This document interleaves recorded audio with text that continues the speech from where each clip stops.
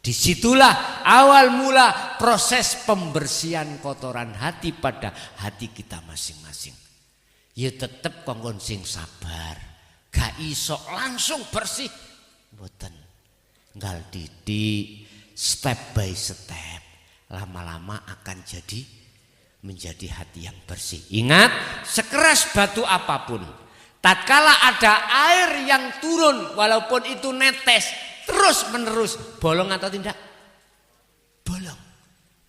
Hati pun juga begitu.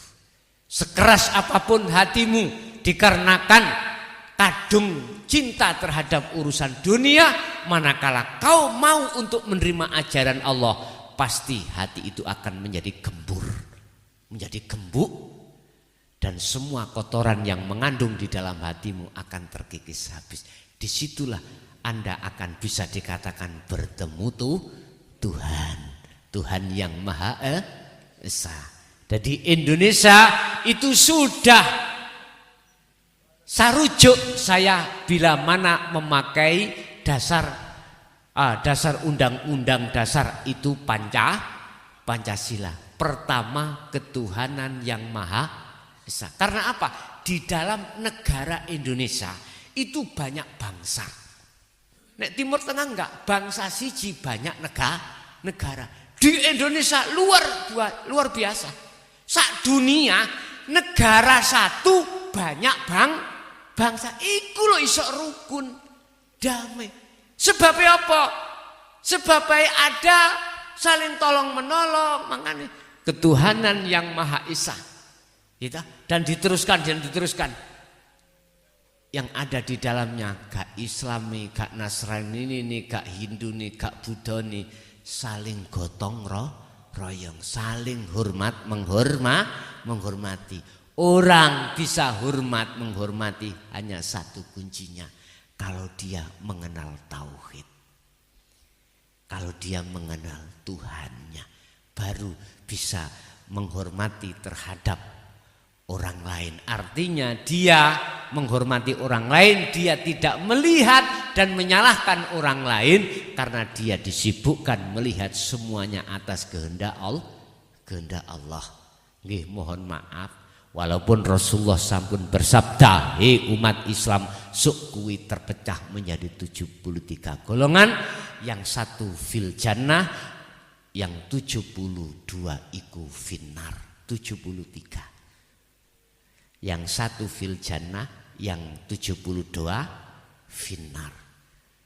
Bapak Ibu, siapakah itu Ahlus Sunnah wal Jamaah? Siapa Ahlus Sunnah wal Jamaah itu? Dialah hatinya yang sudah beriman kepada zatnya, bukan pada sifat ataupun bukan pada namanya, tetapi dia sudah makrifat pada Allah Subhanahu wa ta'ala. Bahasa umum, dia sudah bertemu Tuhannya.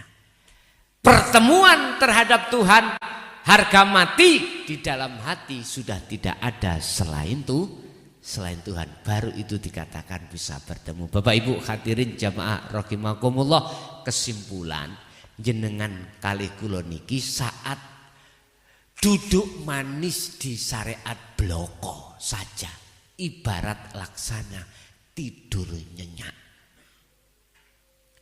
Tidak merasa kalau kita itu berbohong pada Allah. Tidak merasa kalau kita itu merampas baju Allah yang disebut takabur. Contoh takabur ya. Contoh niki.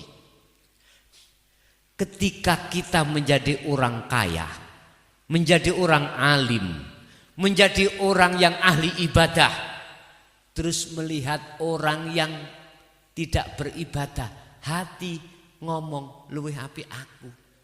Ini termasuk takabur. Kita merasa lebih baik daripada orang lain, itu termasuk takabur. Kita merasa lebih kaya daripada orang lain, itu juga termasuk takabur. Kita merasa lebih alim pandai daripada orang lain, ini juga termasuk takabur. Subhanallah. kita dinini bobokkan oleh nafsu sehingga kita tidak merasa bahwasanya kita telah menentang terhadap Tuhan yang Maha Esa. Yukhadi'unallaha walladzina amanu wa ma yahda'una illa anfusahum wa ma yash'urun. Sesungguhnya kita itu memungsuhi Allah, memungsuhi Tuhan, memungsuhi juga terhadap orang-orang yang beriman terhadap Tuhan, tapi kita tidak merasa. Paham? Sebab apa? Karena kita dinini bobokkan oleh nafsu. Makanya judulnya materi ini, bangunlah Anda dari tidur yang amat panjang. Artinya naiklah kau di hakikat nuju makrifat, supaya kau bisa terbebaskan dari kunjoroni hawa nafsu. Ingat, ketika roh itu jadi budaknya nafsu, dikatakan terjajah oleh nafsu, jenengan iki jadi budaknya. Kalau jadi budaknya, Anda mau nggak mau harus mengikuti hukumnya hawa nafsu. Apa undang-undangnya hawa nafsu? Wa ma ubarri'u nafsi innan nafsa la amaratum bisu. Ngajak hati bermegah-megahan dengan dunia, satu sisi hati diajak untuk melalaikan pada Allah. Wis. Ini sudah tertuang di dalam surat At-Takasur. Alhaakumut takasur hatta zurtumul maqabir. Hal ini terjadi hatta zurtumul maqabir, sampai meninggal. Na'udzubillahi min dalik. Kata Allah, kalla saufa ta'lamun, jangan seperti itu. Summa kalla saufa ta'lamun, tak ulangi lagi, jangan seperti itu. Artinya kita harus keluar dari belenggunya hawa nafsu. Sarati ikutono ajarane Tuhan, ikutono ajarane Allah. Apa ajaran?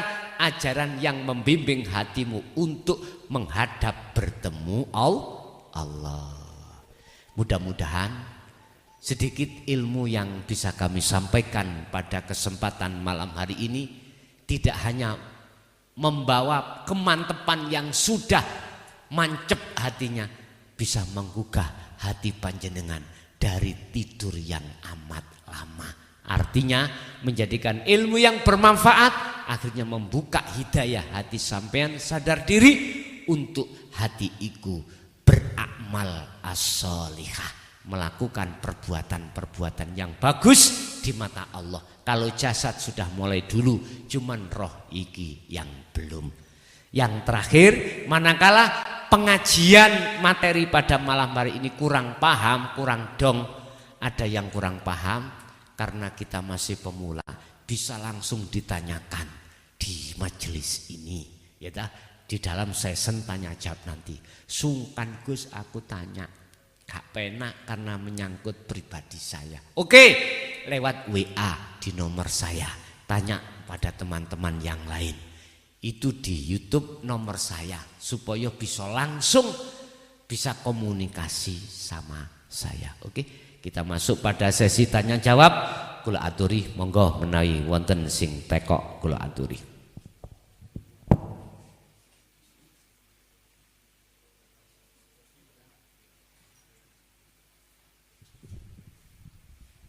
Monggo Lur sing ajeng tanglet niki mun wonten mic teng wingi nggih mun wonten niku yang mau bertanya di sound sudah ada mic, sini juga ada, silakan.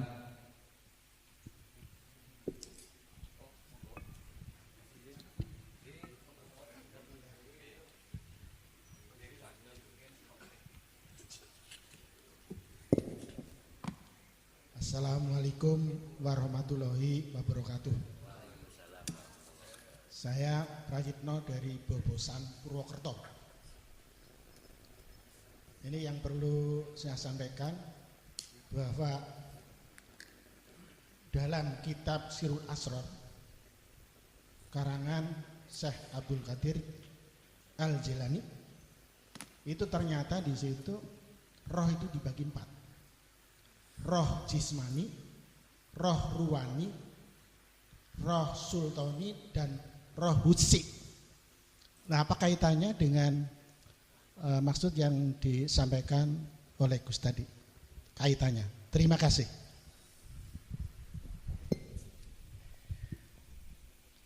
Terima kasih atas pertanyaan pertama terkait pembagian ruh di dalam kitab Sirul Asror karangannya Syekh Abdul Qadir Al-Jilani.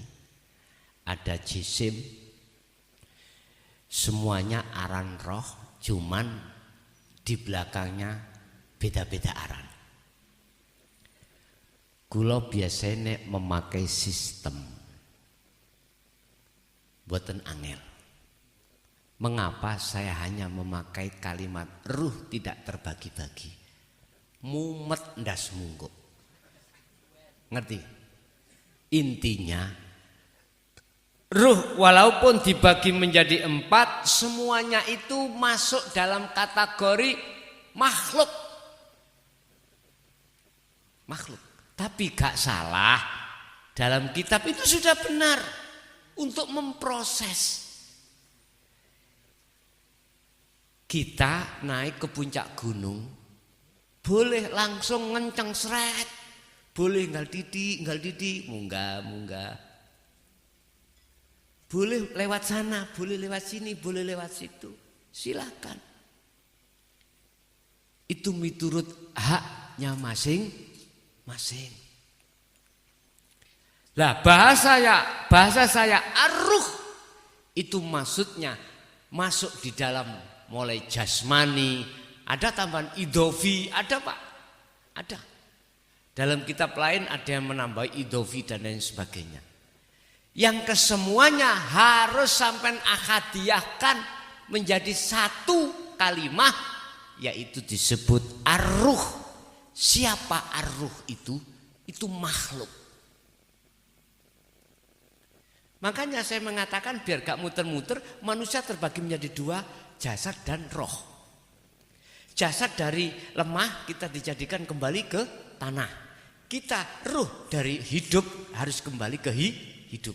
Cuman gak salah, berbagai ijtihad beliau-beliau para masyayikh atau para auliyaillah akhirnya menciptakan sebuah kitab, termasuk Sirul Asror, Jami Usul Aulia, Sarhul Hikam, apapun yang bersifatkan ketauhidan itu atas dasar ijtihad beliau akhirnya muncul aran roh 4 tadi.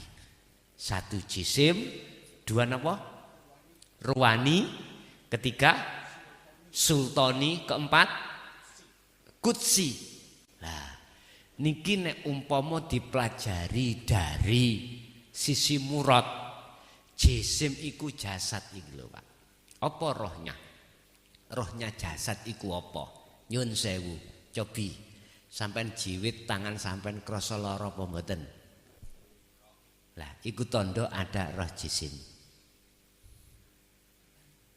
Ngoten niku bagi saya kembuleten. Tapi bukan berarti yang lewat itu salah, bukan. Bener. Terserah panjenengan lah ya. Terus roh napa yang kedua? Ruwani. Nah, terus sultani. Yang terakhir kutsi. Loh, niki kalau menurut saya sampai niku wis trimo dadi. Ibarati, mboten kula proses-proses dari berbagai macam roh yang disebutkan berbagai mukobala kitab enggak, tak sebut ruh itu sudah kami akadkan. Ya, kami akadkan ibaratnya kilo nasi sudah matang mangapo emploen. Gitu. Jenengan pilih ngunu ya monggo, pilih proses mulai nisor. Ini ada tanaman padi, jadikan nanti supaya muncul buahnya namanya padi, buahnya padi yang nanti akan jadi beras, beras nanti kau selipkan, nanti kau pususi, kamu masak jadi nasi baru. Terserah. Pertimbangan saya karena umur ini kita tidak tahu kapan kita is dead, maka saya hadiahkan semuanya secara ringkas. Perjalanan ruh pada Allah mek ngene tok, simple. Nanti kalau sudah dapat guru akhirat, mesti diberikan wejangan teori untuk menuju jalan nang Allah, alamat Allah, terus sifat ciri-ciri Allah, kemudian disuruh berangkat. Terus dibawahi dzikir sirul asrar. Udah. Simple. Loh, disitulah yang disebut uzlah awakmu untuk bertemu pada Allah. Tapi sebelumnya kamu dikategorikan pembersihan kotoran hati. Wis gak bulet-bulet ngaji liyane ndak. Dadi sampean trimo jadi. Ana. Bapak Ibu mohon maaf. Begitu soronya para mursyid zaman dulu. Ketika beliau nyantri terhadap kekasih Allah, penuh kiasan, isaroh, dan lain sebagainya. Bukan perkaranya beliau tidak berani mengatakan yang hak itu hak, bukan. Gitu. Jadi beliau memakai sanepan, isaroh atau kiasan itu banyak pertimbangan beliau. Mungkin kalau boleh saya ceritakan, saya tanya, ketika sudah tahu jawabannya, saya bilang, ya Syekh, jenengan kok yang mboten nyampe no langsung mawon kok nganggo kiasan. Apa jawabannya? Dulu aku juga begitu. Gitu. Oh begitu Syekh. Yang kedua, kuwi cek ngerti soro. Cek gelem arya biryadati wal adkar. Kuwi cek ngerti soro, riyadoh dan berzikir. Lah, sekarang jenengan kari pena itu. Ibarat laksana makan tinggal nyantap. Di surga kan gitu. Sampai saiki di surga no, kopi gak melok gawe. Teko dewe. Padahal jenengan tidak minta, ya. Dikasih sama dengan saya. Aku gak minta kopi, gak minta teh, gak minta degan, teko dewe. Surga toh ini. Surga. Wis terserah jenengan. Ya, sing jelas aran-aran roh 4 tadi diahadiahkan jeneng namanya ar-ruh, makhluk. Lah, makhluk ini dituntut Allah untuk melepaskan kesenangan-kesenangan yang telah dijalin oleh ruh terhadap duniawiyah. Nyun sewu. Nafsu iku mah dikongkon Gusti Allah sugudon kae. Akhire digodha nggawa kesenangan sampean, akhire jenengan seneng, akhire iku dadi tutupe ati. Jadi ruh tugasnya adalah melepaskan rantai yang telah terjadi pada dirinya yang disebut hubud dunia. Caranya Anda harus biryadati wal azkari. Anda harus selalu prihatin dan berzikir yang bisa sampai pada Allah. Aku yakin Pak Bu, mumpung ikhlas meh sasi Recep toh ya. Tanggal 2 Februari itu masuk bulan Rajab.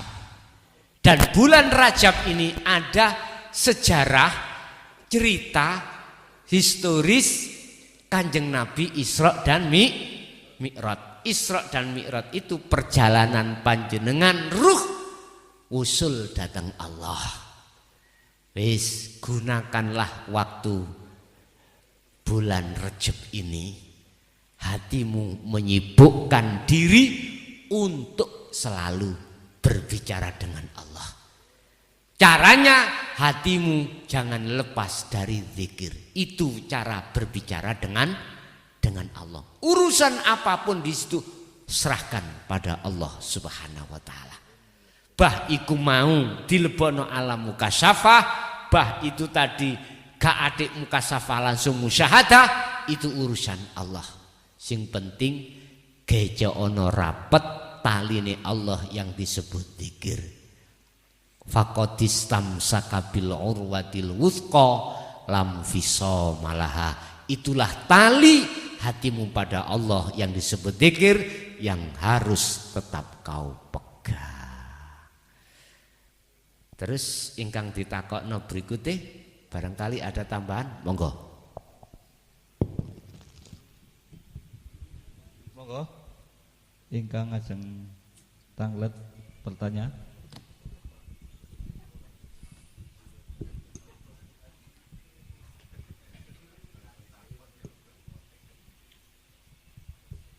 Assalamualaikum warahmatullahi wabarakatuh. Tolong volume ini dikeraskan bagi yang tanya ini tadi. Mic-nya.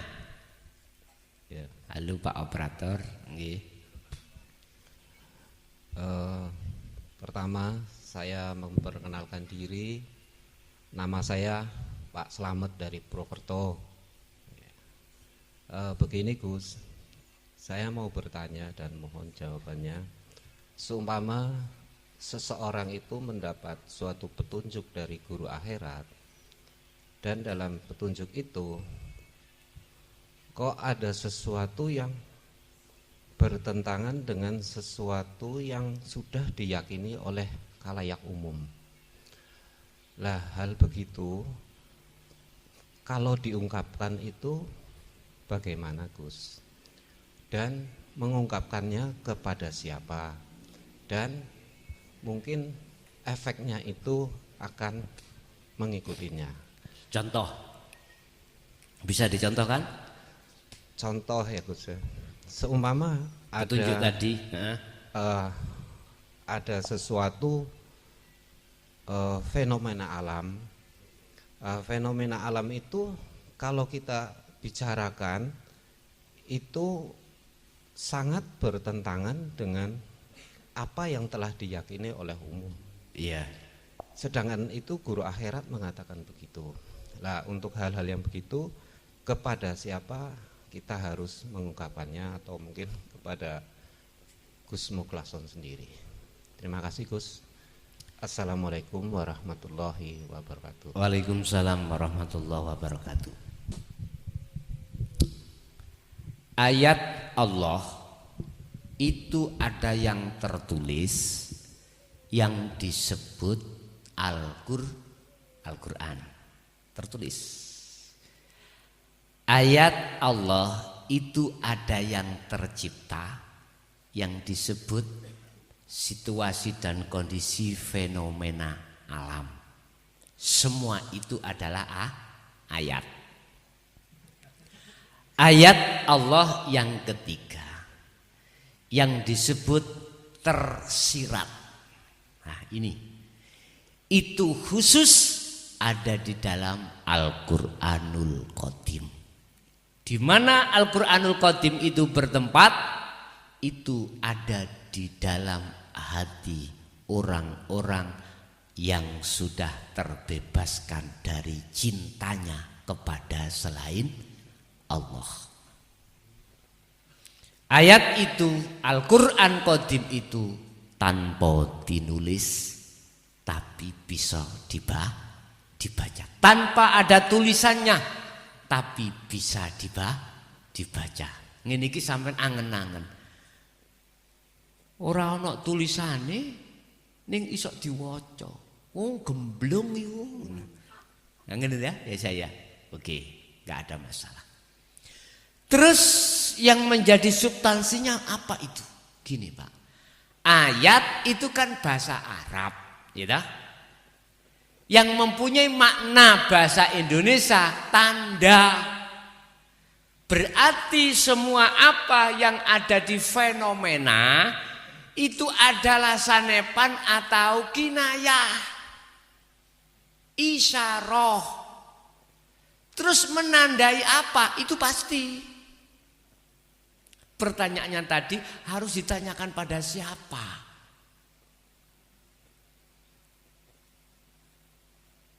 Saya sering mendapatkan pertanyaan-pertanyaan dari pengalaman fenomena. Setiap jamaah itu lewat WA atau lewat kronologi majelis taklim begini. Boleh tanyakan pada saya, tapi sing jawab itu bukan saya. Mukhlason bukan. Tapi yang jawab adalah saya, maksudnya Allah Subhanahu wa ta'ala. Hanya boleh ditanyakan pada Allah. Wis ring singonon jika salah paham.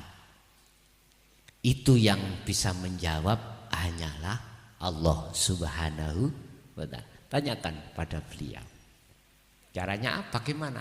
Jangan melihat kau memandang bahkan mempunyai keimanan atas diri makhluknya. Pandanglah, imanlah hatimu pada hidupnya. Hidupnya itu bukan makhluk, tapi hidupnya itu al-haq, Allah Subhanahu wa ta'ala. Monggo.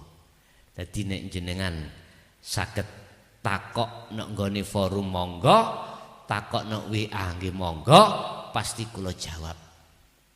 Tapi sampean sing sabar nang WA, kadang takonnya pagi, jawabannya sore. Karena kesibukan-kesibukan. Seperti ini ki. Enggak tahu kalau saya tausiah di sini, tanya masuk di sini bleng. Kok suwe ra dijawab-jawab. Tak delok online.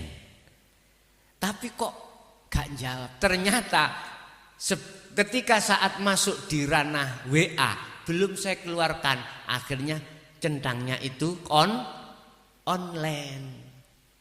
Paham sampean? WA sampean HP, sampean masuk di dalam ranah WA. Udah sampean tutup. Sampean tapi jangan keluar. HP jangan keluar dari ranah WA. Udah diletakkan. Ceken di luar mesti keterangannya online.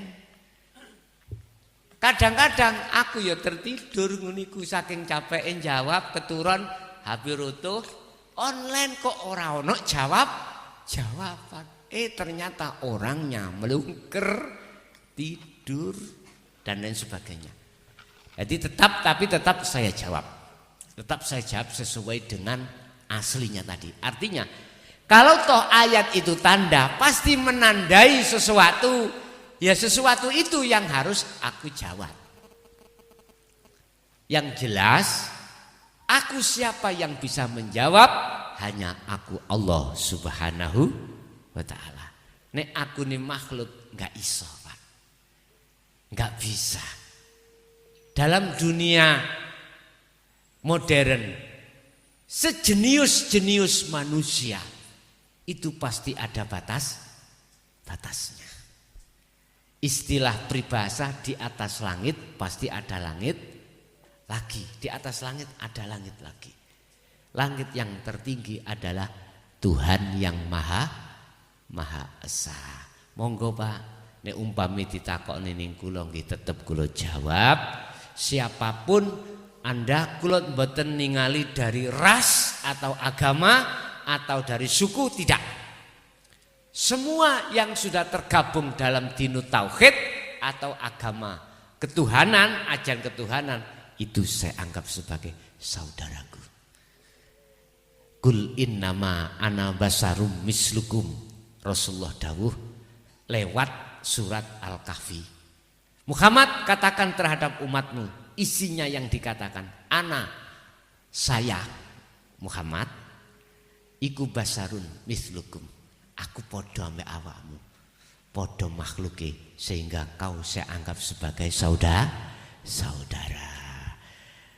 Iblis nggih ngoten Pak, tidak saya anggap sebagai musuh, tak anggap saudara saya. Kok bisa? Iya nek tak anggap musuh kok musuhi aku. Nek tak anggap saudara mesti bolo aku. Sebab iblis nafsu anane nggodha sampai nampe aku, sebab sing ngongkon ya Gusti Allah. Jadi aku ndelok Allah akhirnya dadi ini iblis gak dadi musuh, dadi bolo. Nek dadi bolo ora patek nggodha, tapi malah ngoncom nggih. Ngoten Pak nggih. Terus nek saged kula terusno, iki hak sampean Pak ya. Fenomena apa Lah, iki umpama aku takon, tapi jawabannya tergantung jenengan. Jenengan boleh tanya saya langsung atau tidak langsung. Langsung maksudnya di majelis ini, tidak langsung bisa lewat WA. Punya nomor kula mboten? Enggak ada. Monggo sak kersa jenengan.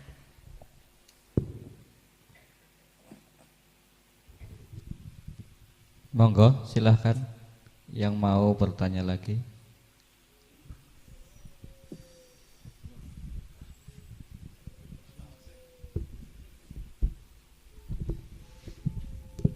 Assalamualaikum warahmatullahi wabarakatuh. Gus, nyuwun penjelasane ayat Al-Qur'an siapakah orang yang dikatakan sebagai orang yang merugi di dalam kehidupan dunia wayahnya oleh Allah dari sisi syariat maupun hakikat. Nomor kali kayaknya ketika zikir itu berjalan setiap hari ada rasa takut, baik dari sisi apapun. Contohnya mau apa itu di depan rumah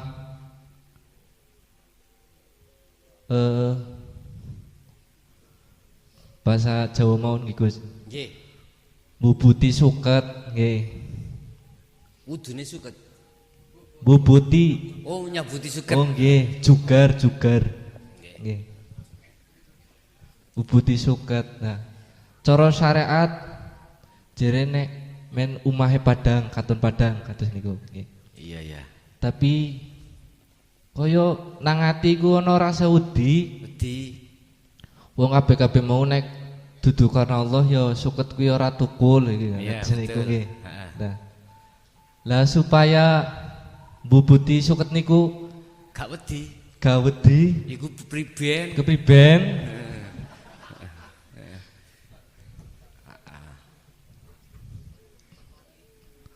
Ya orang mung ketok iki kabeh ya iku. Nggih. Tur diridhoi nggih. Nggih. Nyuwun penjelasane niku. Nggih. Kaping 3ne salate wong munafik iku kados pundi, Gus? Nggih. Matur suwun. Wassalamualaikum warahmatullahi wabarakatuh. Itu Allah lo ya. Wal asri demi masa. Innal insana lafi khusrin. Sesungguhnya innal insana sak temene akeh menungso. Iku lafi khusrin. Ing dalam kerugian yang amat besar. Pertanyaannya, syariat piye? Hakikatnya bagaimana? Orang yang merugi itu, lah gitu dah. Nggih, pun.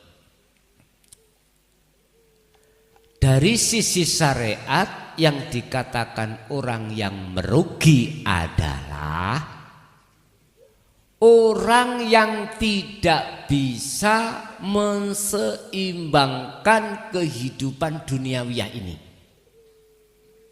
Saya ulangi, syariat dari kacamata syariat orang yang merugi adalah orang yang saat di dunia tidak bisa menseimbangkan hukum syariat dalam agamanya miturut keyakinannya masing-masing.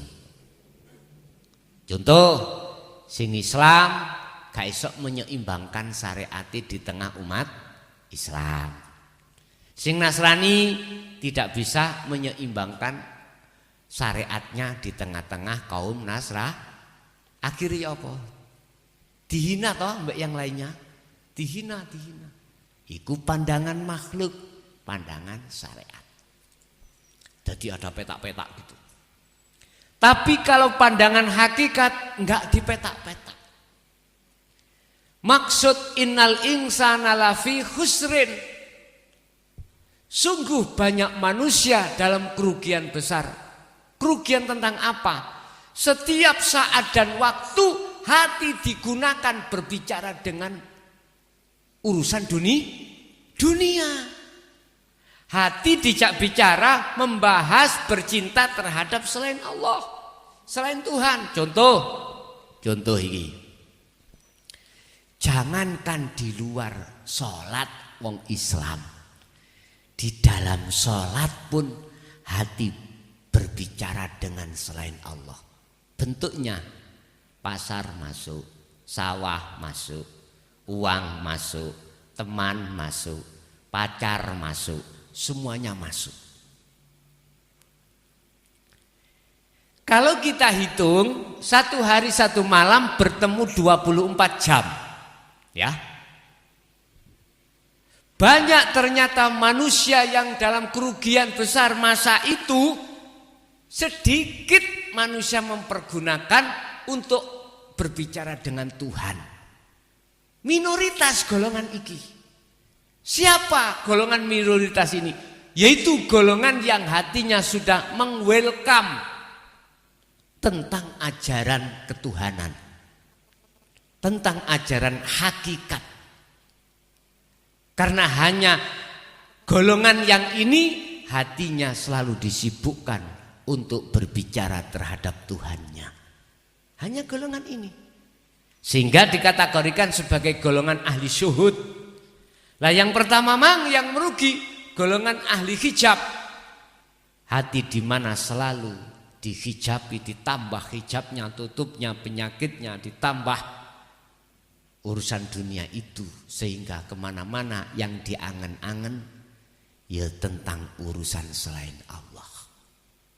Walaupun kita bicara ngibadah yang katanya urusan akhirat, mesti ada tendensi. Apa tendensi? Pahala. Bapak Ibu hadirin, sodako semini untuk umat, nanti pahalanya lah gitu tuh ya. Koyoke endinge nang akhirat, koyoke endinge iku mau kebagusan, tetapi aslinya muter-muter koyok khimar ngumetno gilingan gandum. Ana khimar teng timur tengah mriku lho Bu. Di tengah iki ana gilingan. Terus ana jagung sing digeling.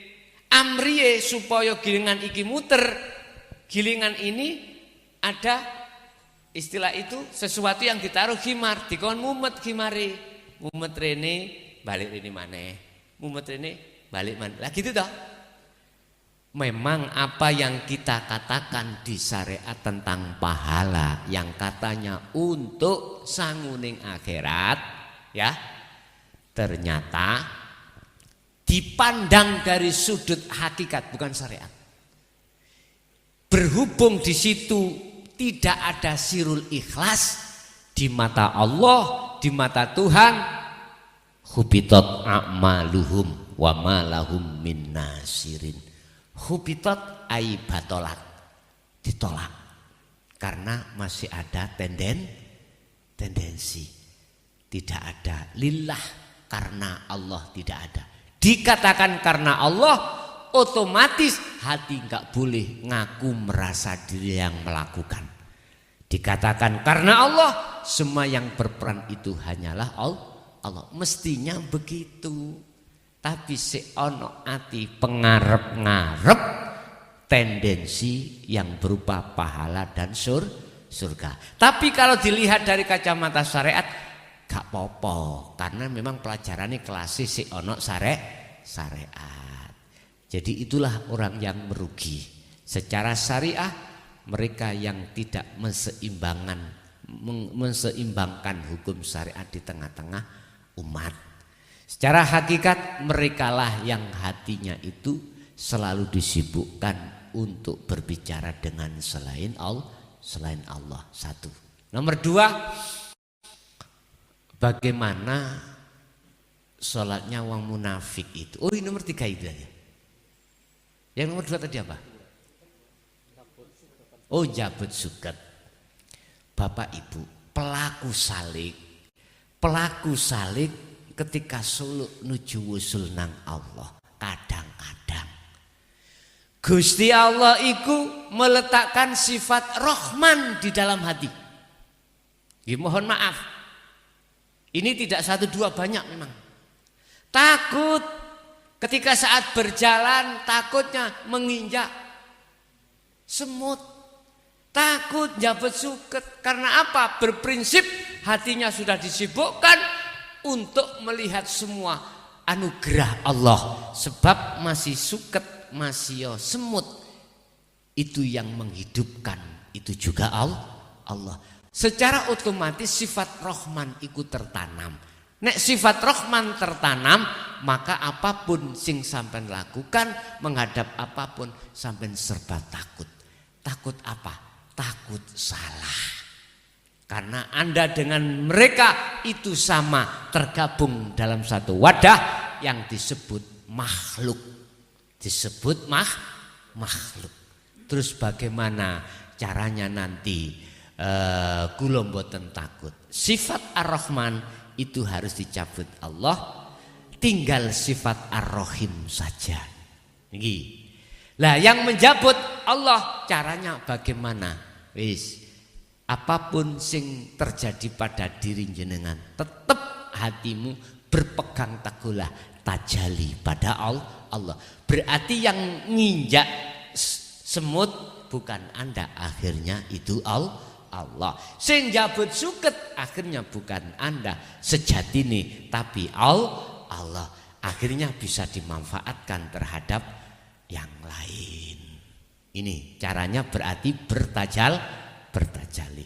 Terus bagaimana sholatnya orang yang fasik, orang munafik itu?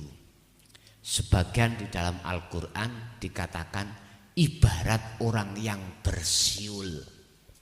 Makanya kula wau siul mau. Guyon. Wakola aidan salate kuwi mau selalu lupa. Innal insana. Ini kalau surat sing mlebu Raqawel kalau fasholli li rabbika wanhar. Fawailul lil musallin. Fawailun, celaka besarlah bagi sapa? Lil musallin, bagi orang yang sholat. Tapi jangan berhenti. Bagi orang sholat yang bagaimana yang celaka? Fawailul lil musallin alladzina hum an sholatihim sahun. Yaiku sholate wong yang ketika sholat hatinya lalai pada Tuhan. Sholat itu kan substansinya kan menghadap dan bertemu toh Pak. Tapi ternyata di situ tidak bertemu Allah, tapi bertemu selain Allah. Yaitu yang disebut sholat yang melalaikan. Miturut kacamata hakikat ayat ini tadi. Mengapa demikian? Dan ini pasti berlaku bagi siapapun, karena di dalam hati kita itu telah terkontaminasi dengan kesenangan dunia yang ditimbulkan oleh hawa nafsu. Coba nek iku resik, ora iso. Mboten saged. Tetep salate bener nantinya.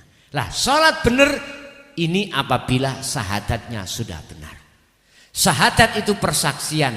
Persaksian yang dikatakan betul ketika saat yang menyaksikan itu tahu siapa yang disaksikan. Kembali kepada orang yang merugi tadi, kecuali yang tidak merugi. Tadi belum saya teruskan.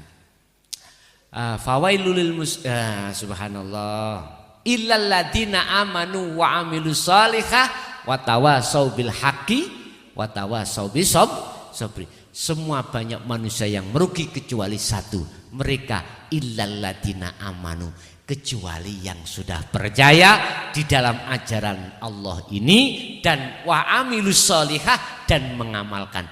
Dialah golongan yang tidak merugi karena di dalam hatinya didorong untuk selalu mengingat dan mengingat Allah Subhanahu wa ta'ala, baik di dalam sholatnya maupun di luar aktivitas sholat. Jadi sholatnya wong fasik adalah sholat wong nyun sewu, bacaannya khusyuk Pak, tartil gitu. Dari syakhul kalamnya juga benar, dari makhorijul hurufnya juga benar sesuai dengan tajwidnya, tapi hatinya ngelamprah. Ngerti ngelamprah? Belakrak. Jalan-jalan. Nang pasar, nang sawah, nang pabrik, wis macam-macam. Itu hati yang jalan-jalan. Itulah ciri sholatnya orang yang munafik atau orang fasik. Wis, nek ditanyakan sebab apa, hanya satu jawabannya, karena dia belum kenal dan belum tahu Tuhannya. Titik. Wis, siapapun kita nggak usah ditutup-tutupi. Fakta di lapangan memang seperti itu Pak.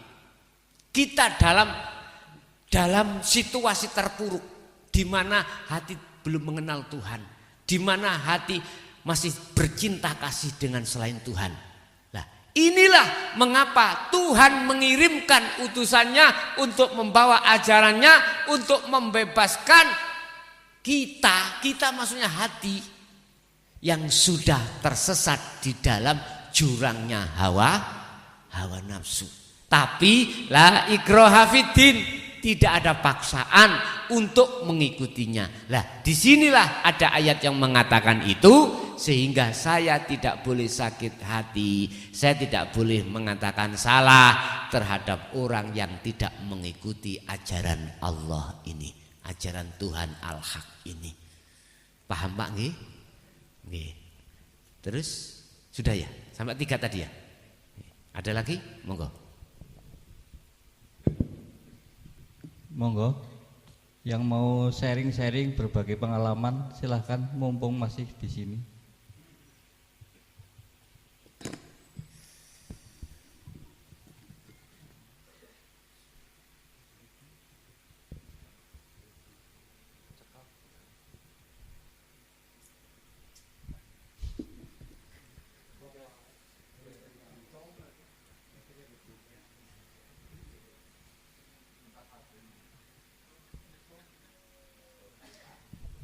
Mungkin sebagai penegasan mawon Pak Bu nggih, bagi khusus bagi pemula. Mesti kaget Pak. Ngaji ngene iki mesti kaget. Masalahnya nggak pernah mendengarkan kajian tentang hati. Sebagai pemantapan mawon, percaya dan tidak percaya, kita manusia. Ada jasad, ada ruh, ya. Dan itu akan kembali kepada Allah. Wa inna ilaihi rajiun, sangkan paraning dumati. Momen-momen yang seperti itu kita tidak pernah tahu kapan itu terjadi. Yang jelas kullu nafsin dha'iqatul maut, pasti ini akan terjadi. Walaupun Anda orang sakti, orang karomah, orang yang jabatannya sampai tingkatan presiden, nyun sewu, kaya apa dunyane presiden? Presiden sinten mawon? Kaya toh? Bisakah untuk menghalangi kematian? Enggak bisa. Kaya apa kita? Ngalimo kaya apa kita? Ya. Terus soleo kaya apa kita secara fisik? Tidak akan pernah bisa menghalang-halangi kepastian itu akan terjadi. Oleh sebab itu perlu kami simpulkan, mau kemana ruh kita ini nanti kalau kembali. Kalau boleh saya buka rahasia satu aja. Sebetulnya roh ini pindah alam. Dari alam dunia pindah ke alam barzah. Di dalam alam barzah, lho niki ngeri boleh mendiring lho. Itu ada 2 ngalam. Siji an-nur, siji zulumat. satu padang, satu gelap. Terus yang padang itu tempatnya ahli syuhud, yang gelap tempatnya ahli hijab. Siapa ahli syuhud itu? Ahli hati yang sudah bisa sampai pada Allah ketika saat di dunia. Siapa ahli hijab itu? Hijab maknanya adalah tertutup. Khatamallahu ala qulubihim wa ala sam'ihim wa ala absarihim bisyawatu walahum adzabun azim. Siapa yang hatinya tertutup, terkunci atas Tuhannya, telinganya tertutup, pendengarannya tertutup, apa yang terjadi di ayat terakhir tadi? Mendapatkan siksa yang amat pedih. Apa? Kegelapan.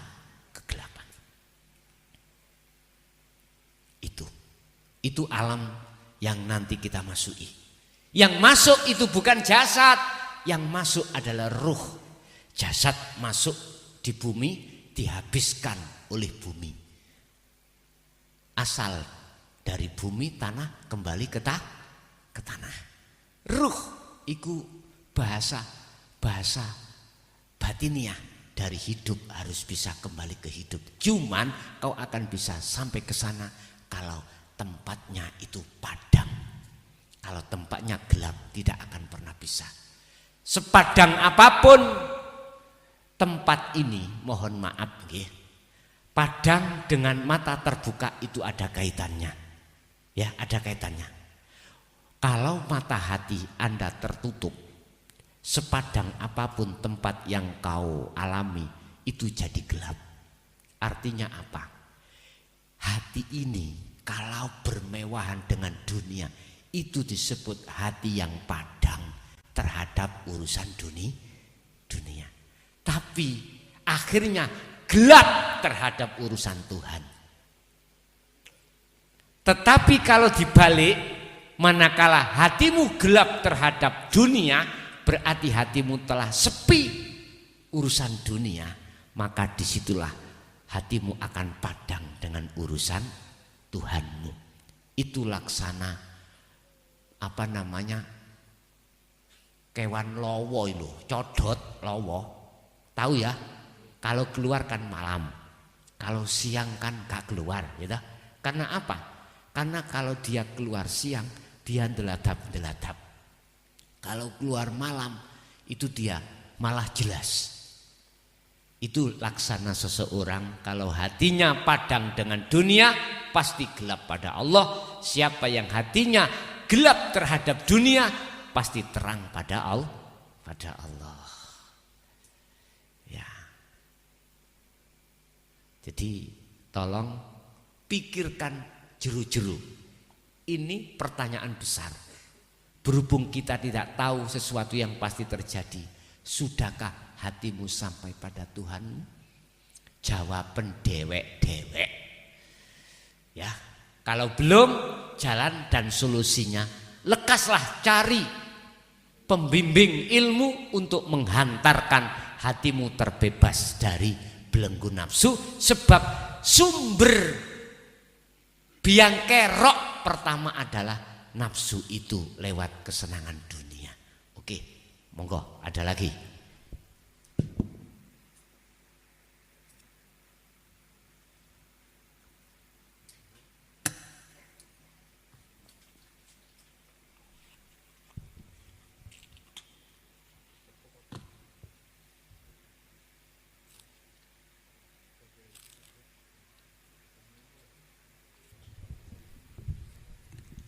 Silahkan yang mau bertanya.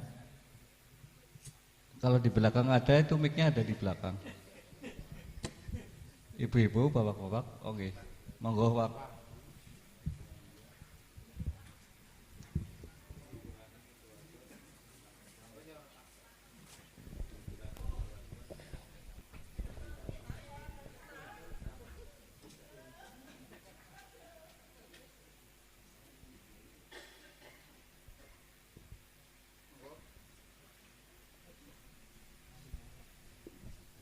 Wonten ibu-ibu? Monggo. Sampun? Halo.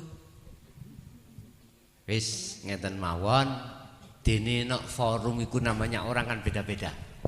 Gak penak rek takok ning ngarepe wong, tak takon lewat WA. Monggo. Nek wonten di majelis forum ini silakan. Mumpung kita ketemu.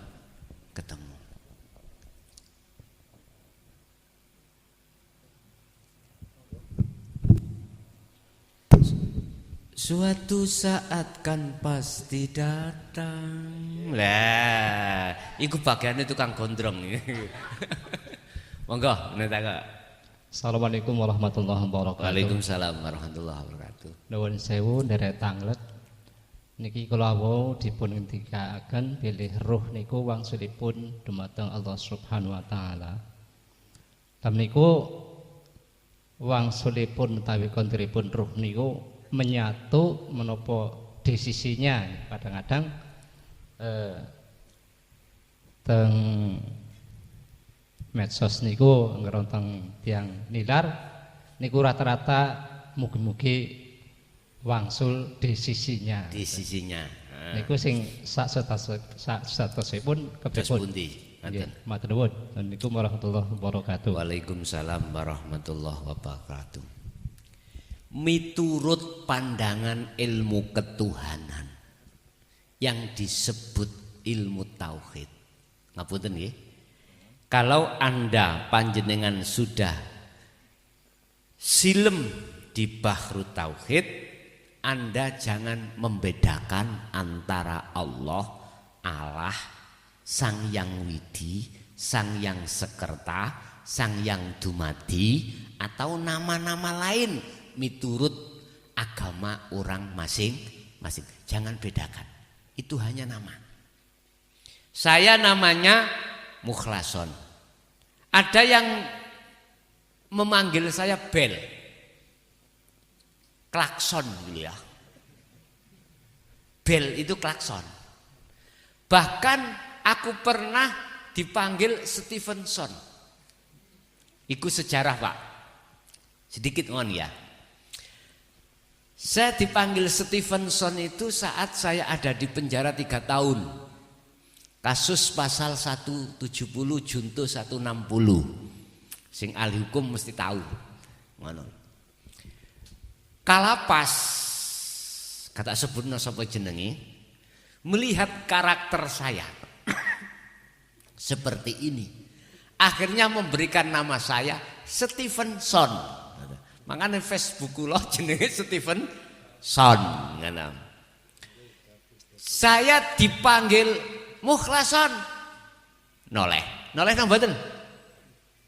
Saya dipanggil Bel. Noleh. Dipanggil Steven. Noleh.